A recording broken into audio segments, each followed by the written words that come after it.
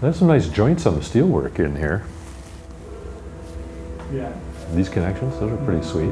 My name is Jamie Carpenter, and I work and live in New York City and have a studio there where I have a group of people that collaborate with me on sort of larger scale projects. In general, my interests are with light, basically light and the information that's carried with light.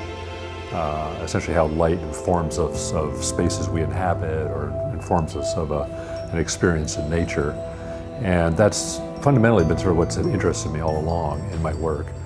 And it has taken me through many, many different sort of phases, but glass has obviously been a material that's been central to that interest.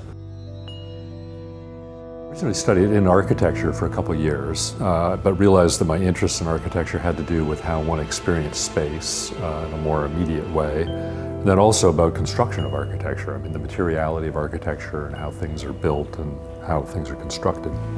And I got very enamored with a glass program that was starting basically at the same time that I was there at the Rhode Island School of Design. And I think that the earliest work I did is some work with Dale Chihuly. He and I worked together very closely at the beginning of the 60s. And my own work, in terms of working with glass, had to do with actually projection of images and film projections on glass originally. And as an artist, it sort of led me into a whole period of time in the 70s where I was doing primarily film and film installations as sculpture, basically. And that's a whole body of work that in many ways sort of led me back into architecture.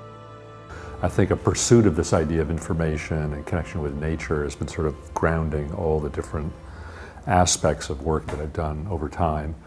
And I think what began to happen with projects is we were doing, and this is speaking of work 15, 20 years ago, we were doing pieces of buildings, parts of buildings, and those parts of the buildings became the central element of the building that was the public spaces or the most acknowledged spaces architecturally within the building. And many of those clients for those projects then began approaching us to take on more responsibility in buildings. And in a way, that began leading to taking on more and more a more serious architectural role in the buildings. What we're working on here today in the hot shop is making a series of glass objects that are really lenses that are part of a larger glass disc or rondelle.